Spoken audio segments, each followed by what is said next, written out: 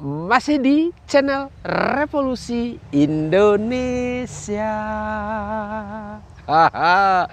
Halo adik-adik sekolah dasar.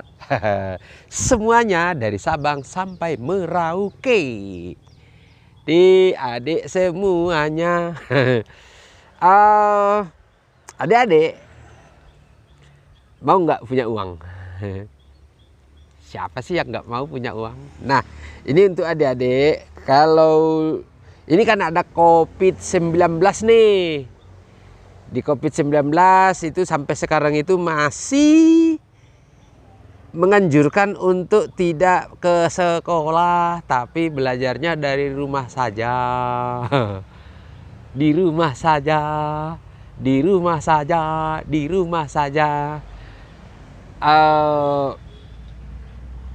Kepada yang terhormat Bapak Nadiem Makarim dan juga kepada yang terhormat seluruh guru-guru SD dan juga kepada yang terhormat seluruh pecinta pendidikan se-Indonesia.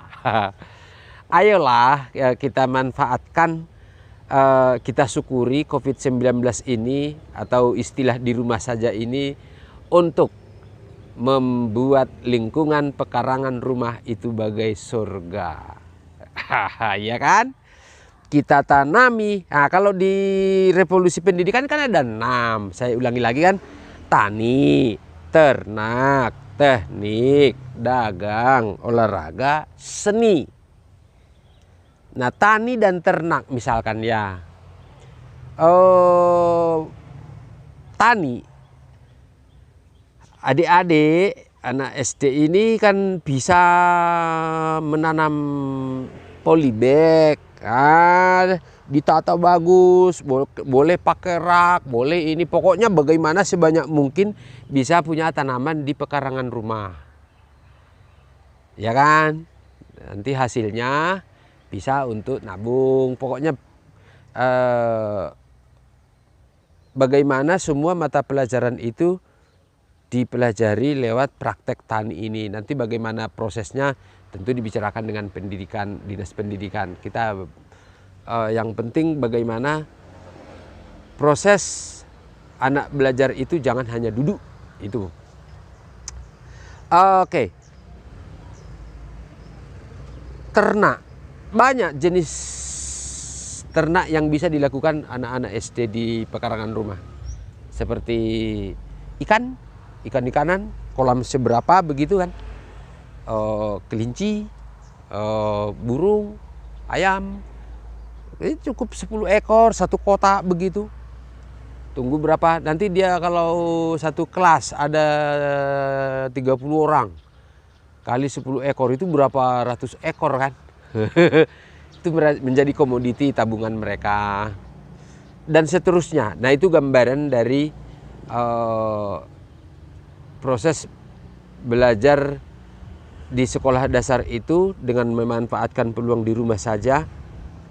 Kita perbaiki bangsa kita.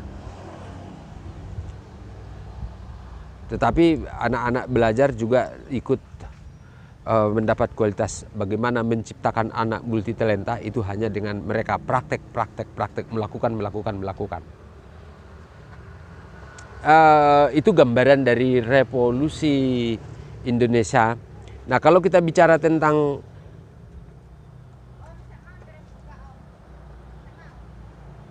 tani ternak tadi itu, kalau misalkan si anak-anak SD ini menanami halaman rumahnya, diindahkan semuanya, rumah pertama indah, tanami apa saja, tetangganya sama. Dari Sabang sampai Merauke begitu indah. Bukankah negara kita ini akan bagai surga? Apalagi mereka nanami stroberi dan seterusnya. Mau makan buah tinggal petik di halaman rumah, di samping rumah, depan pintu, dekat jendela.